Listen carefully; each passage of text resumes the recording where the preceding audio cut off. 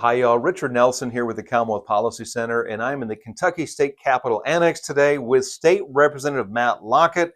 And he recently introduced a bill that deals with social media harm to minors and also age restrictions for certain kinds of social media use.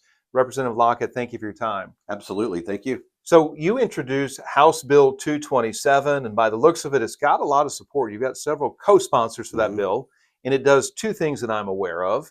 It restricts social media use to those under the age of 15 cannot use it? Correct. Yes. 15 and under? Only with parental consent. With parental consent. So are we talking Facebook, TikTok, X, So all of this social if you media think of platforms? all the large social media companies, yeah. So Facebook, Instagram, TikTok, those types of things. Okay, so it would keep the 15 and those younger than 15 off of all the platforms unless there's parental consent. Correct. The other aspect of this is it addresses social media harms, and all of the indications are that young people are suffering from social media use, especially with the reels, TikTok reels. They become addictive. We know that kids are more prone to addiction than adults.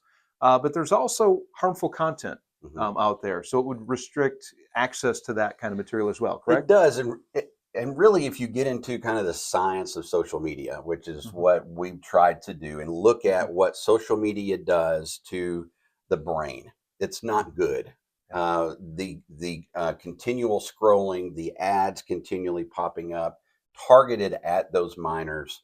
That's what the bill does. The bill says, we understand and know that there are harms in terms of brain function with social media, but even socially to the child that is using it, we also know those harms as well. Okay.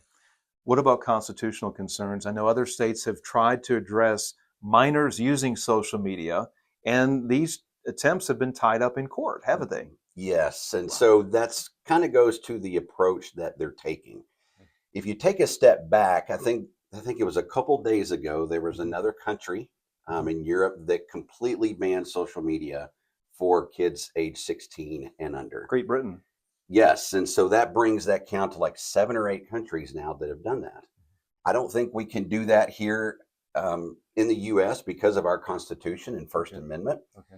But all the other states that have tried this have gone the route of putting that age verification onto the App Store. So the Apple Store, the Google Store, and saying that every app that you download, you would have to age verify.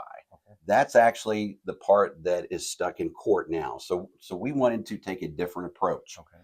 So instead of, if you want to go online and say, I want to download HGTV app and learn how to garden, you don't have to age verify to do that.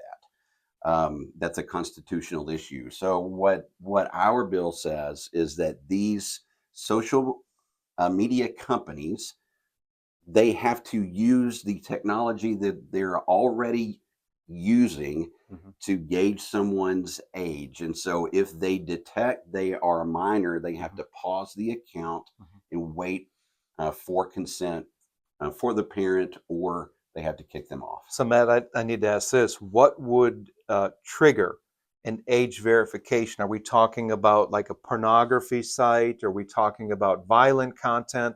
Who determines that? And then whether or not it's only adult suitable material? So we'll be clear, every time you go on to Facebook, any of us, anytime you go to Instagram, they're already verifying your age. They already, through their own algorithms, know how old you are within about 30 minutes of you being online. Okay. And so what the bill says is through that algorithm, through their knowing how old you are, once they detect that person is a minor, that they are 15 and younger, that's when they have to pause the account.